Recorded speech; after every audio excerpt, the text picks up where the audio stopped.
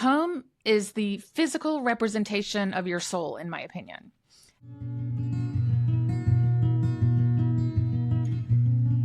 Welcome to A Beautiful Fix. I'm Tracy Hill. Each week we'll dive into the latest thought gem, recharging and reconnecting with what lights you up and makes you feel alive. Let's discover your next beautiful fix together.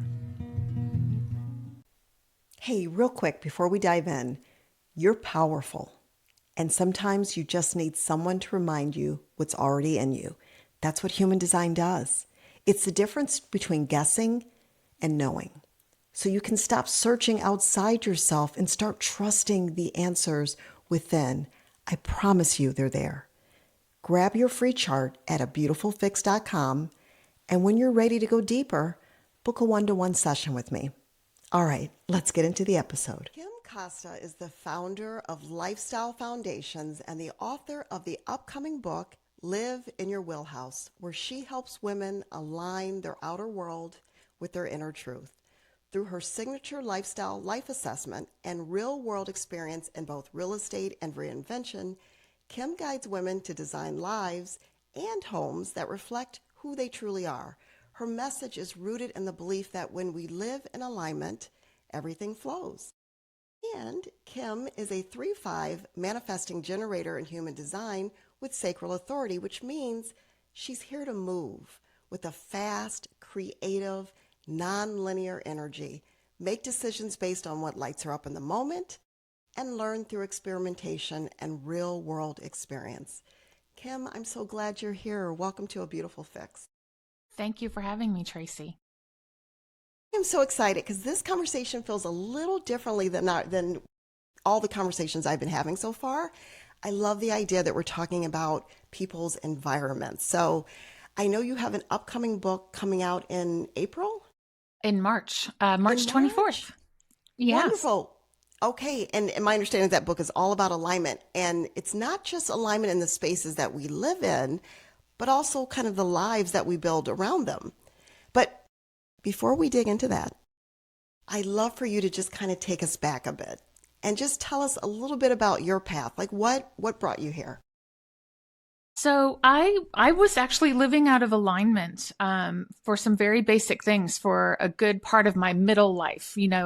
The way I'm looking at life right now is the first 30 years, where I was mostly me, and then the next 30 years where I was a mom and a worker and all that. And I'm still a worker and I'm still a mom, but I'm moving into my next 30 years where I really want to be authentically myself. I really want to align with how I was made and live in a way that brings out the best in me and in a way that I can help other people. So somewhere along the way in those 30 years, I was an accountant. And I'm really, as you said, a manifesting generator 3-5. I'm not meant to sit in a room for 8 hours and crunch numbers at all. I wonder why I had that headache for 20 years and totally out of alignment there. I'm mostly an extrovert with a little bit of introversion, but I was living in a very, very remote environment for a while, and that just didn't fit. I couldn't see neighbors, and I really wanted to have people around. And I was an accountant, so I was, very, very lonely, really, in a beautiful home. And so I just really hadn't aligned. I had studied interior design. I'd studied human resource development, master's program, but I never got to apply those because I was doing accounting in a family business that served us quite well financially, but it did not serve me very well. And so the last part of my second 30 years in my late 40s and 50s, I changed everything. And now I'm a writer, realtor, speaker, running workshops so that I can have the diversity of hearing people's stories and how they're made. That really lights me up. And I also love a beautiful environment that people feel at home at. And so I've realigned myself to work in that space. Kim, can you, just hearing your story, I know that so many people are listening and identifying with that being out of alignment. When you recognize that you were so out of alignment with this life that you had built, and now you're doing something completely different, can you walk us through a little bit maybe the mindset shift, or how did you make that decision? How did you go from being this accountant to where you are now? What did you have to do? Well, I was a controller for after I got divorced in my mid to late 40s. I did not work in the family business anymore, so I parlayed all those skills for the past 20 years into working in other companies. And I chose design companies and companies that probably I should have been working in the design area of, but I was working in because that was my experience that I had to help, provide insurance for my children in college and all those things. So I slowly like moved into the right industry, but the wrong position in the industry, and then um, made and really got myself into being in a realtor position where I could be out with the people instead of stuck in an office. So like little bit by little bit, and I downsized from a very large home to a home that was manageable so that I could switch my career. So like little steps. I found my home Yes. changing and my environment changing as I changed my life little by little. I love it. So I mean, I've always believed that our environment, especially when you think about human design and energy, it either supports us or it distracts us. They talk about your environment, depending on what's going on, it really kind of mirrors what's going on in your mind. If there's a lot of clutter, so you help women align their outer world with their inner world. What does that look like in practice? Well, it really looks like, how are you made? I read a little bit of My Human Design recently, and it said I'm supposed to live in a valley. And I thought, Yes. oh my gosh, I always wondered, am I a beach person or a mountain person, like up on the mountain where there's a great view? But turns Yes. out maybe I should be in the little town in the valley. And then once I thought about it, I was like, I kind of do like the little towns in the valleys.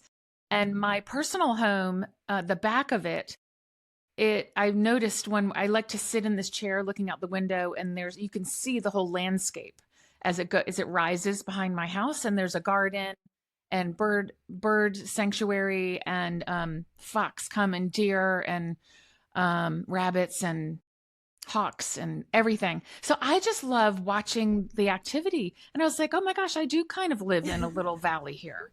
And Kim, where do you live? Where's I live home? in the north side of Atlanta. I live in a town Okay. called Alpharetta. Yes. Sure. Yes. Okay. Yes. So a cute, quaint little town. And not only, well, let me go back. I live in a little area called Crabapple.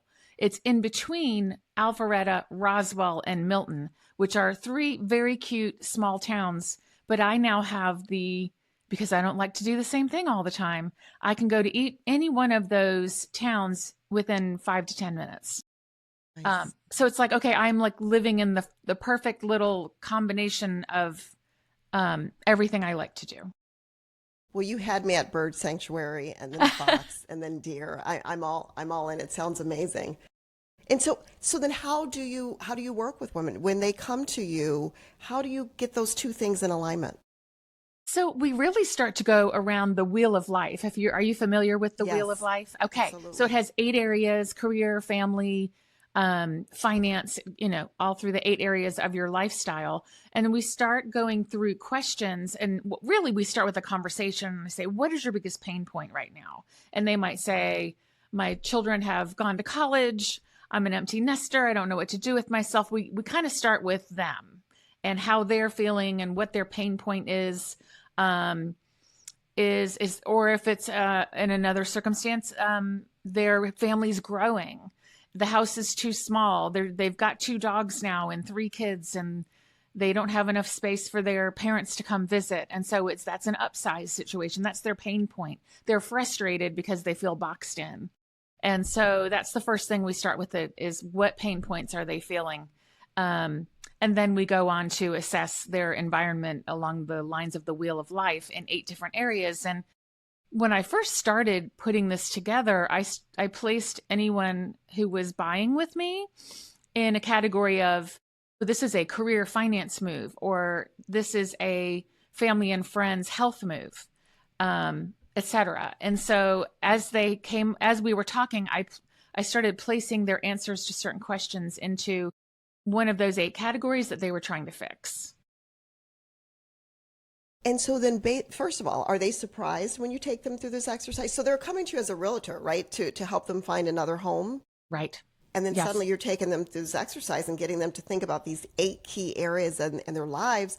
Are they surprised by this? Do they see immediately how this can help them? Or are they like, what are we doing here? Yeah, well, some of the areas they think, oh gosh, well, that doesn't really apply to me. For example, one of the areas is spirituality. And the way I think of spirituality is, and everyone has different beliefs, and whatever you believe is what I'm trying to help you with. And people don't think that spirituality, like it's a very low on their list of things that they're worried about. But if I'm working with folks that are higher up on what I call, well, not what I call Maslow's hierarchy of needs, like their physiological is taken care of. They sleep well, all the things. And then safety, they're safe in their neighborhood, they're safe in their home. They go up to love and belonging. So once we get a little bit higher, spirituality becomes like the cherry on top of the ice cream. And so that is an area I like to explore with people because it could be, again, recognizing who you are and how you were made. And like, I didn't know that I should live in a valley, but it makes sense now that I don't like being exposed. Like, I like a little nest. And a Yes. valley, that's kind of like what a valley feels like. Is you're in a little nest between some mountains or some hills. And so Yes. now I understand that about myself, even this year. Like I just figured that out in the past couple of months. Um, and so that, if I were to look for a second home, it may not be on a flat stretch of beach or at the top of a mountain. It might be in the town of the mountain where I can go out and see people. Yes. Yeah. And I can go hiking at my leisure.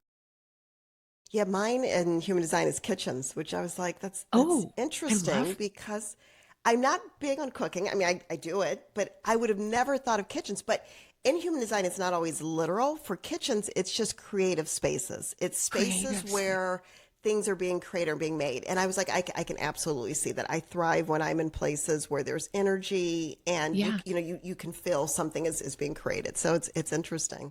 Yeah. And Um, combining ingredients to make new things, maybe, because that's Yes, what cooking is, right? absolutely. And it's the gathering space of the home. It's Gathering where people space. kind of come together. Totally. And Totally. So, yeah. So when I help people, it's just, they don't always know what their human design is, but I'm a equal opportunity kind of personality theorist person. So Myers-Briggs, Enneagram, human design, all the things I like to talk about. then so based on all of that information that you get from their wheelhouse or wheel of life, then what's next? How does that influence? First of all, do you help them find a new home, or do you ever look at their existing home and help them maybe reimagine it? I am actually in a class right now. I'm in week, tonight will actually be the third week, a feng shui class, which I've always loved feng shui in theory.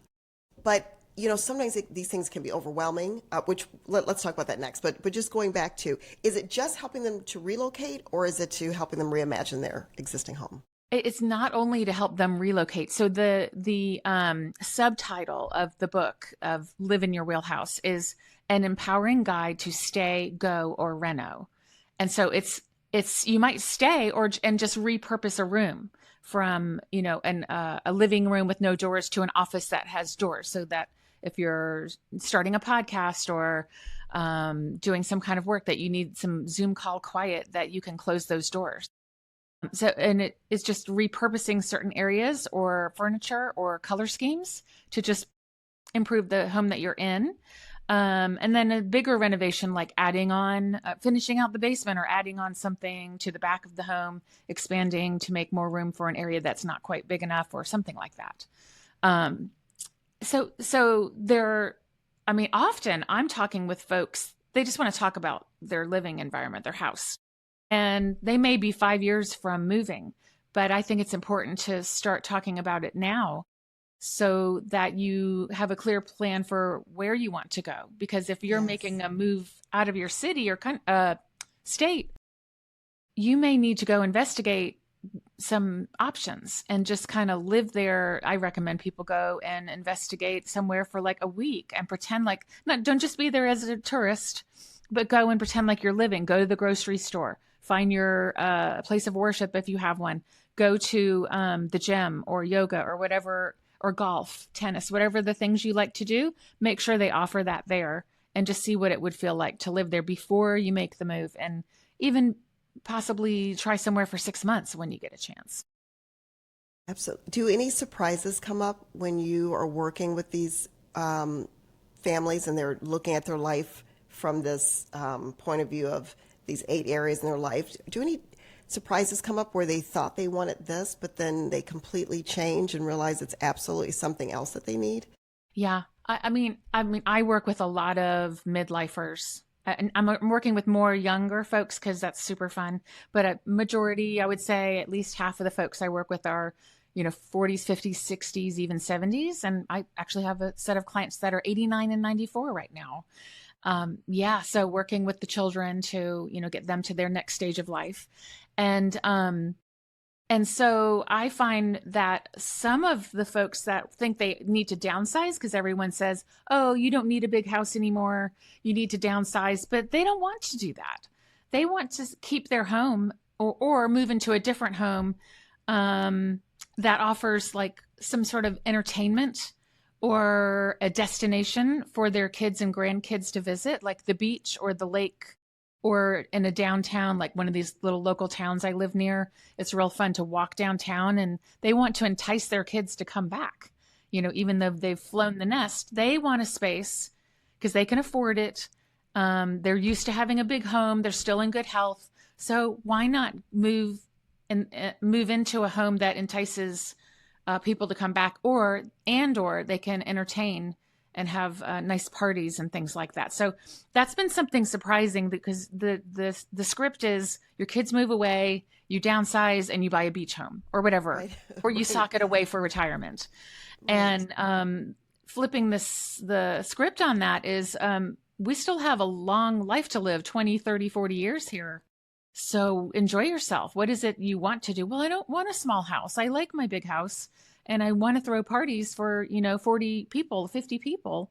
And we want all the TVs on and a pool outside so that people can come and spread out, and little vignettes of conversations, and have a good time. And in the South, like, we're SEC crazy, which of course is no secret, but that's what people around here like to do. I think we have to just realize that we have to stop with these cookie cutter Yes. solutions. Like, this is how you do something. It's different for everyone, and it's different in different phases of your life. It just, we're complex. It keeps changing. Well, I mentioned feng shui, which is, it's all about how your space affects your energy. And it's the idea that the way your home is arranged can either support you or drain you. Do you incorporate feng shui into what you do at all? I do a little bit. I wish I knew more about feng shui. I would love to take a class on it. I have researched it. There is a little bit of it in my book regarding romance in your home. And I really did just have to quote a feng shui expert. He had a fascinating article on how to set up your home for romance, which is one of the 8 areas. And I quoted him and recognized him in the book for that. And then I do also know when I walk into a home that if the stairs come directly towards the front door, it's like, isn't it like money or luck going out?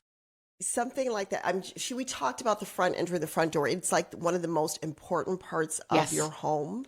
And Yes. yes, she didn't talk about that, but I've heard that in the past. Like, you do not want the stairs right as you enter. Ours are a little bit off to the left, but it's Yes. something like, yeah, money going right out the door. Money or luck, something about that going Yes, out the door.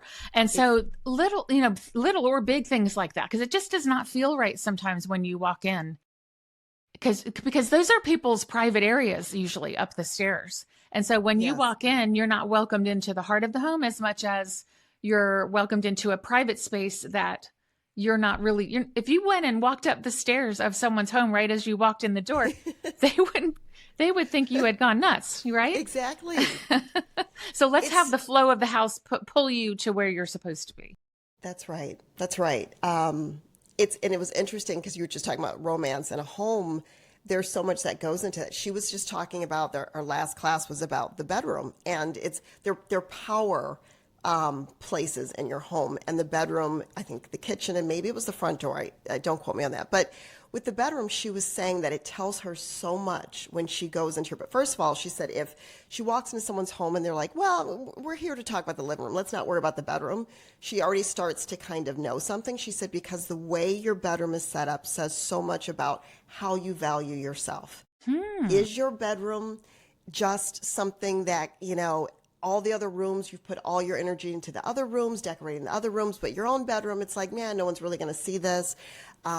She said that is the number one thing and I just thought that's so interesting. That is just, Yeah. also what is on your walls. It's Yes. really important what's on your wall. I mean, just there were so many little things to think of. But one of the things I was going to ask you, Kim, is as much as I love feng shui, and it's something I've kind of read about throughout my entire life, I've rarely ever practiced it is because sometimes these things can get so overwhelming. You listen to all these sets of rules, and she's really good about that. And basically, you listen to this stuff, and then you figure out what resonates with you, what feels good to Hmm. you, and that is the most powerful thing. But how do you get women out of that place of overwhelm of where do I even start? Like, how do I don't even, or I'm looking at the Pinterest. I've got these Pinterest boards, and these homes are just perfection. How do you make that transition for them? Well, to me, it's not about perfection. It's about intentionally building a space that matches you. So, out of those 8 areas, what's the most important to you at this stage of your life? Is it your health? Then, do you want to set up a home gym, or are you close enough to a gym? Do you need a stretching yoga place? Do you need a place to meditate? I have a a treadmill with a raised desk in the other room so that if I'm, sitting all day that I can just get up and do a little walking. And so it's really about asking them first what their pain points are, and second, what is most important to you. Because you could go through all 8 areas in the book or in a workshop and be overwhelmed. The same thing, like, well, I can't do all of this. Nothing's ever perfect. You have to prioritize what's important to you and which of those 8 areas is the lowest. Mm. Which of those do you have a 2 out of 10 in health? That's probably what you need to focus on. Or do you have a 1 out of 10 in finance? Um, let's hope you won $1 million and now you're living in a home that you could live in a better. But so often people, are stressed from finances in their home, either trying to keep one that doesn't suit their lifestyle anymore, um, or they're getting older and they have to focus on retirement, whatever. It's all about life change. And so the pain points are about your life has changed or you want it to change in one of those 8 areas and the home is not helping. Um, let's talk a little bit about nervous system regulation. So I think you've stated before that our environments can regulate our nervous system or dysregulate them. What are some small but maybe powerful ways to create a more calming, aligned space? Well, of course, the big one is decluttering. I did it myself for 5 or 10 minutes this morning. I had Mm. some sticky notes that I've held on to for 14 years now. A prior boss of mine who was just a love, he passed. And so I've kept these little sticky notes in a notebook, but I was trying to use them editing my book and they were ripping because they were so old. And I thought, it is time to throw those away. And so once Mm. I got into that little drawer, I threw that. I threw some broken glasses of my husband. It's like, why are we keeping these? Why are we?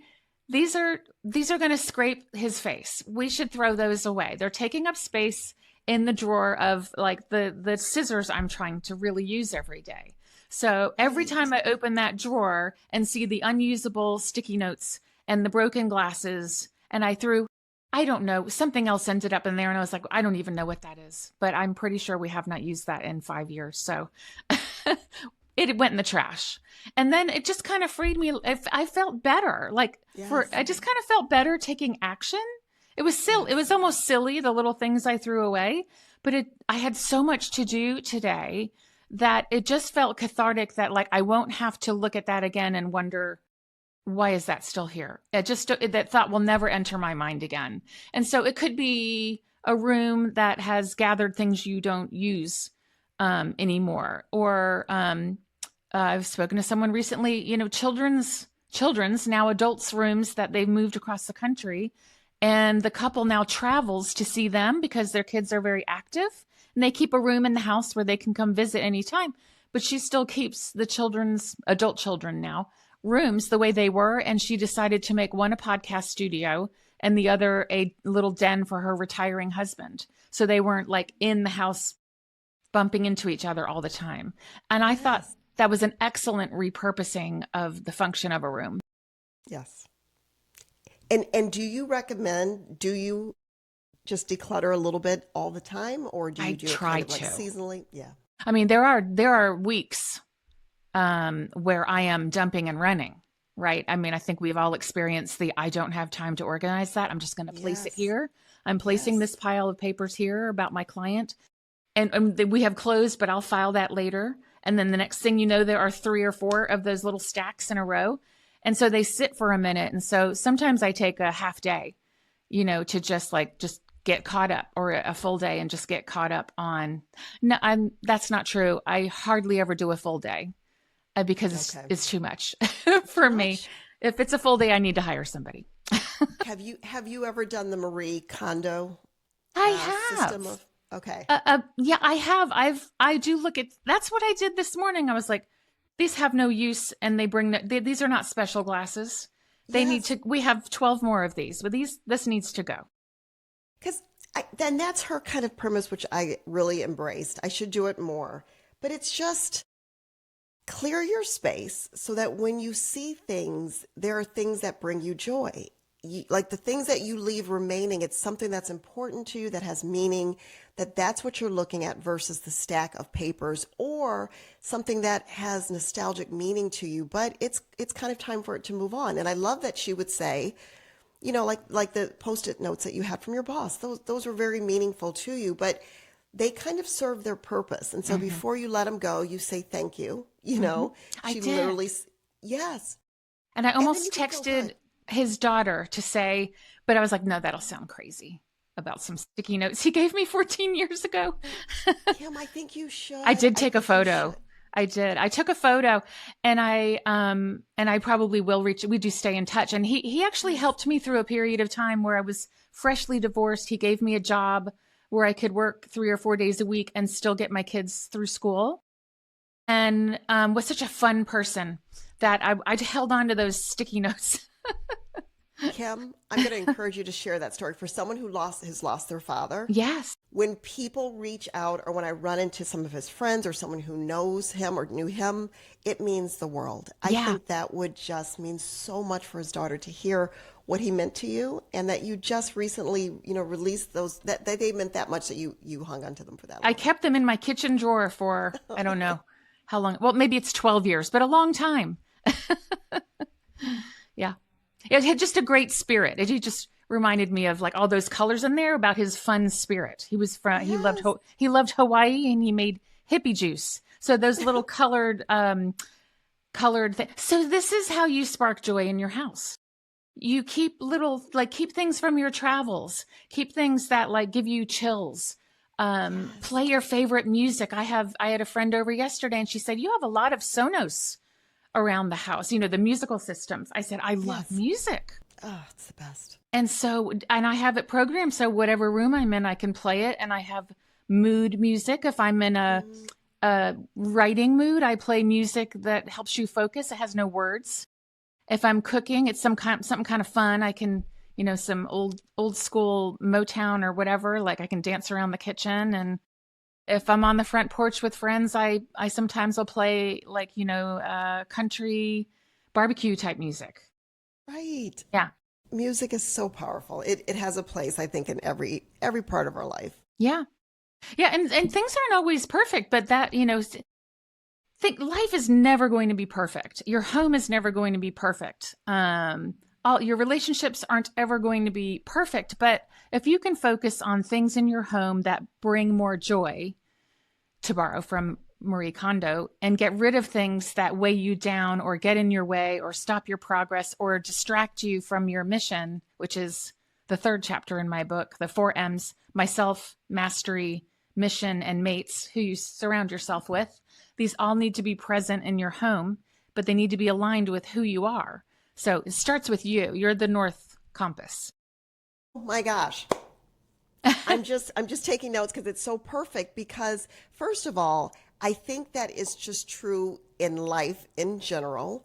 What you said, it can apply to your home, but also to your life. Just do more of what you love. Like it Yes. can sound so simple, but really, even if you can't stand maybe your job or whatever, there's something you can you go get a coffee on the way in the morning that you love? Yes. Can you turn on music as you're going? Like you always have the choice to choose something that makes you feel good and do less of what drains you. That's right.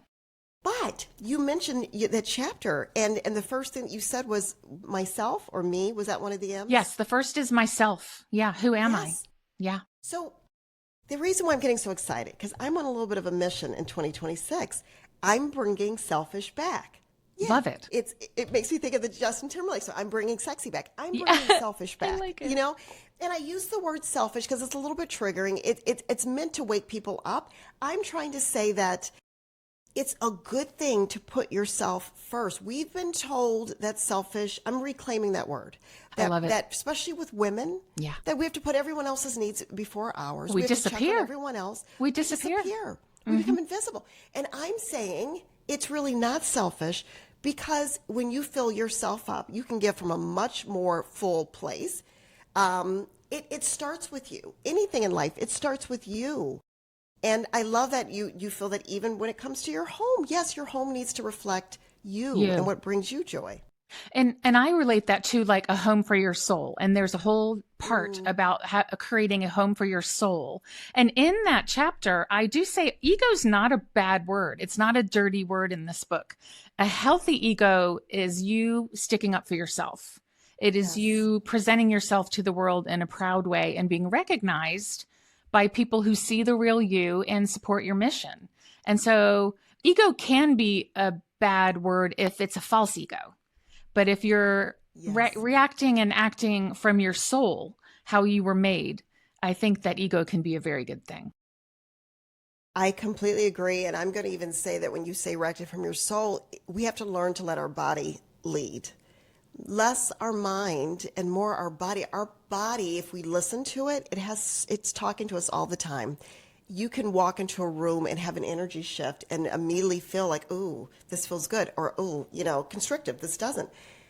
If we can lead with our body more, I think it can be very powerful. But I'm curious though, has there ever been a time in your life where you kind of realized, well, I guess we kind of started that where you were an accountant. I was going to say where you were living in a way that worked for everyone else but you, and what kind of helped you choose yourself? Well, it took a long time, for me to do that. Here's what happened really. The very first time I thought I am so out of alignment that I am struggling is on a beautiful farm. It was aesthetically just amazing, like Southern living, gorgeous, right? Horses, the red barn, the house on the hill, the pastures, the flower garden and all the things, Martha Stewart, move on in. But, but it was again, it was remote. I was an accountant working remotely, had a beautiful view, but I was like, oh, I just want to go walk out and talk to people. There's no one here. Yes. And I was riding horses and I'm a golfer. So even my hobbies, so that's another spoke, that's fun and leisure in your like how you set your fun and leisure up, and I have always been a golfer since I was very little. And for Mm, some reason, I got the bright idea to own a horse farm. And so I was riding my new horse in the back acreage on a kind of an unfinished riding ring. And the horse bolted and I flew up in the air and landed on the frozen ground and broke my back. And I'm not supposed to be walking at all right now. Like over like 94% or something of people with my injury never walked again. Huge wake up call. 2 years to recover. But here's the funny part. This is the funny part. And the whole story is in my book. And there's a bit of a surprise ending about this house, which was the final catalyst for me really changing my life. It was all about, and the home was called Clarity Farm. I mean, serendipity or what? So lots of clarity from that farm. So when I was recovering from that broken back, I got back to writing because I've always liked to write.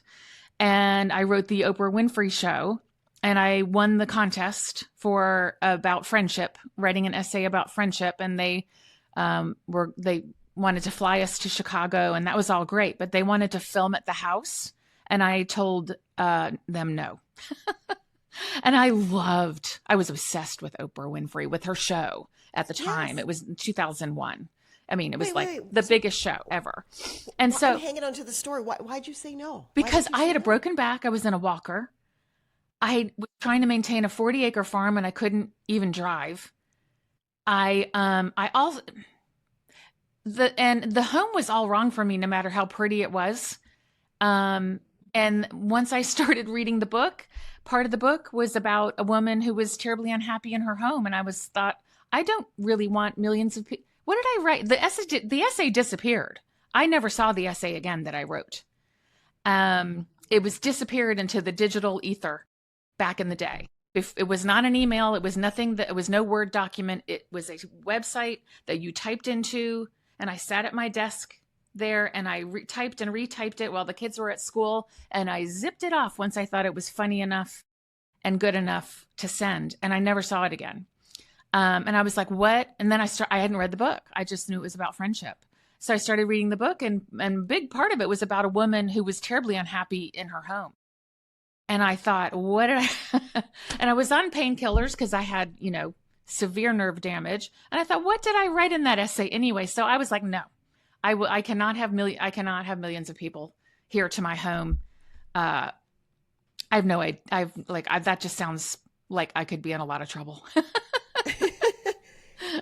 Wow, that's not easy turning Oprah down back, No, especially I back still regret then. it to this day, but I Yes. guess in a way it taught me a life lesson, didn't it? Wow. Well, I was with you on that whole story until you fell off the horse. That it just sounded like a fairy tale. That It is was. It still is. terrifying. It's still a Oh, beautiful home. yes. And there's a surprise ending there that's quite interesting. It's very serendipitous what happened with that home. Yeah. Well, we'll have to get the book when it comes out in March. Well, so Kim, before we go into our speed round, is there anything that we haven't covered that you would love to share? You would love for the women listening Well, a to hear? million things. I could talk all day with you, but I think we've hit on most everything. I do think the one thing I want to say in summary, and I was thinking about this as we talked, is the way my book reads is like a representation of your best self. So the ground below the foundation of the home, which is your foundation, Mm-hmm. it's can be, barriers to self, illness, addiction, all the things that can help you, that prevent you from being yourself, need to be solved before you even become yourself, which is the foundation of the house, and the foundation of knowing who you are is the foundation of being who you are. Then you get up into the living areas in the house. So it's the picture a house like the second level of a home, but above the basement are the living areas, sometimes 2 floors, eight rooms, each with a different purpose. And so you're trying to maximize your living space. And then the attic is self-actualization, where you have maximized all of those 8 areas as much as possible. And now you're going out for, to help other people through transcendence through the top of the house. And there's a physical representation, an infogram, but a home is the physical representation of your soul, in my opinion. And so you're working in all of those areas to maximize and get as high as you can in the house. Just sort of like Maslow's hierarchy as well. Yes. So, Kim, are you comparing like a person to a home, and that the foundation of a home, before you even move into a house, you need to make sure that you have worked on these elements, these blocks, these things in your own life, get that together? Are you kind of making a comparison between what's going on within you If you to have an actual time, home? if you got a job transfer and you're moving next month, you probably don't have time for that. But so use them. I even say in the book, if you're in a rush, go to part 4 to start the wheelhouse assessment immediately. But when you have time, if you still feel like something's off in the home, like if the foundation is cracked or settled, there are going to be cracks in the upper levels. You see them off the corner of doors, and that's a foundational issue. So when you move and you get into your new home or you haven't moved yet, maybe take time to read those first parts and really examine, what do I really want my life to look like? Or how has my life changed and I'm not the same person I was and I need a different environment? So what do I want the next 10 years to look like? And do I need to move to achieve that? And so you do, I wouldn't say you have to do it before you move, but it may prevent a costly mistake. Sure. It's powerful. Mm. I've All lived right. it. I've seen people live it and they just don't realize it. Yeah, the last thing you want to do is go through everything you have to go through to move and realize, Oops. oops. Yes. So do the work beforehand. Yeah. And it's not that All hard. You right. could read the book in 4 days. Yeah. Hmm. All right. And will that be available on Amazon? It will be all the Barnes and Noble, Amazon, Books a Million. You can just it's to be a lot live in about a week. Yeah. And you could And go on Kim, my website and pre-order as well. And you get some free things. and tell us the name again. Live in Your Wheelhouse. Wonderful. Yeah. Wonderful. Well, guys, definitely check that out. But for now, we're going to move into our speed round. So, Kim, what makes you come alive? Music. Oh, Yeah. yeah. I love music, all different kinds. I'm going to see a bluegrass quartet on Saturday. Yeah, with my husband and Nice. some friends. Well, and along those lines, what is a song that instantly shifts your energy or makes you feel something? Okay, so I love Amos Lee. He's like a Yes, singer-songwriter. Have you ever Kim. heard? Ah, I have chills I now. yes. I thought I was like the only person. He's a little obscure, but I love him. He's Do a you ever little obscure. hear the song "Windows Are Rolled Down"? Oh my, Kim, that is my favorite Amos Lee Yes. song. But here's the thing. So back when I was in corporate America, before I left, I was at this conference, and it was during the break, and we were, people were out mingling around, and I was always in charge of these conferences, so I was kind of doing whatever it is I needed to do for the next thing. And Windows Are Rolled Down was playing. I had to stop what I was doing, like because he was filling the whole conference room, and it was just me in this room, and I had to Shazam it. And I came home from that concert and I fell in love with him. I downloaded his music, and that song, my whole family can tell you, I played it out. I love it. Well, I've posted it. Okay, so the best version of it, in my opinion, is him at Red Rocks with a symphony Oh, behind him.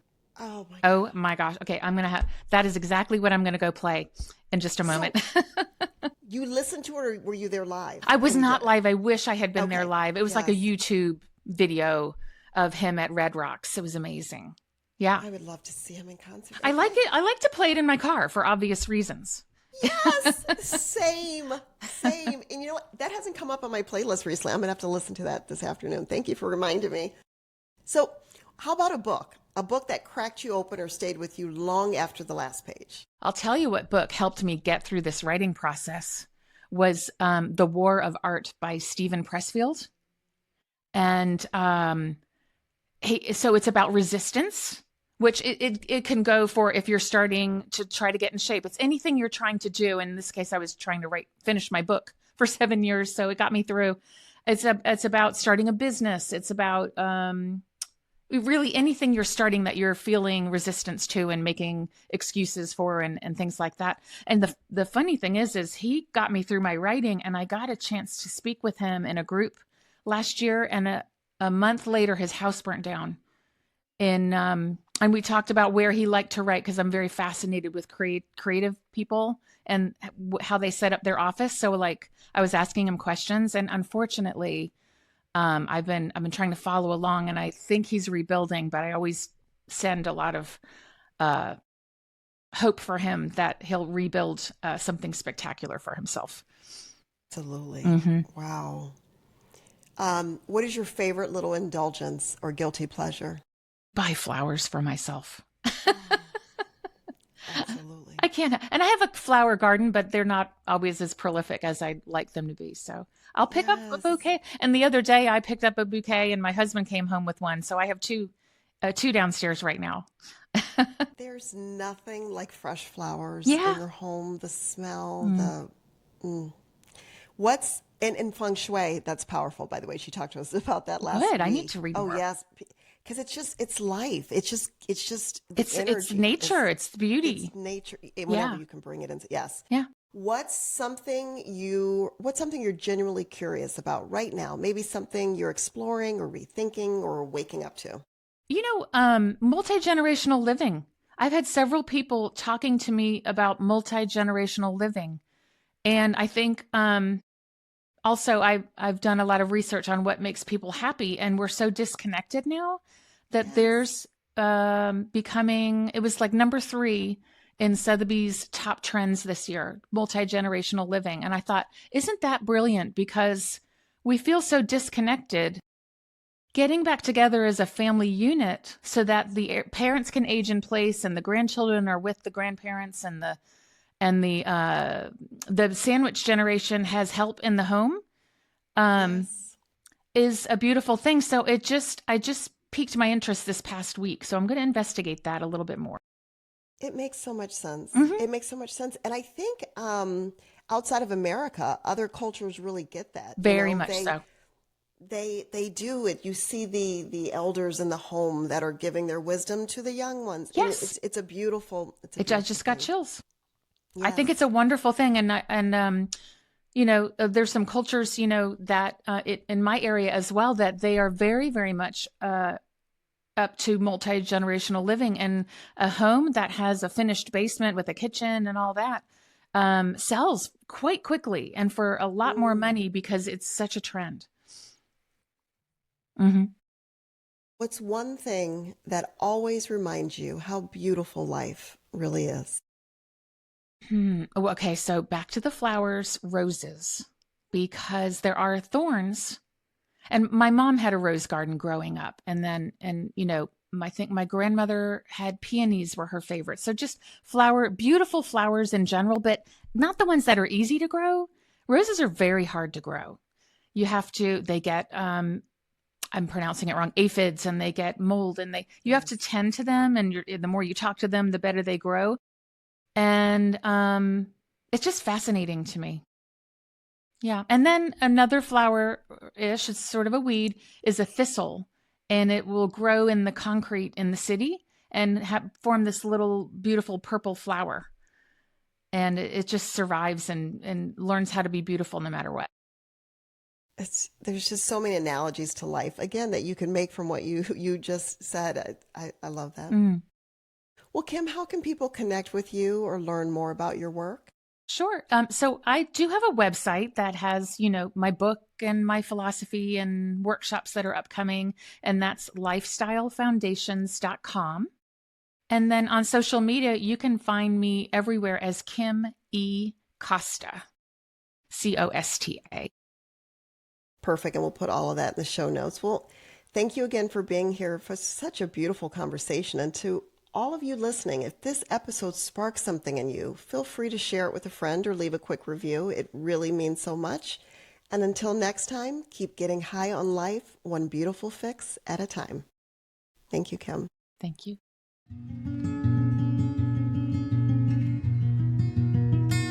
Thanks for listening to A Beautiful Fix. If you enjoyed today's episode, be sure to subscribe and leave a quick review to help others find us.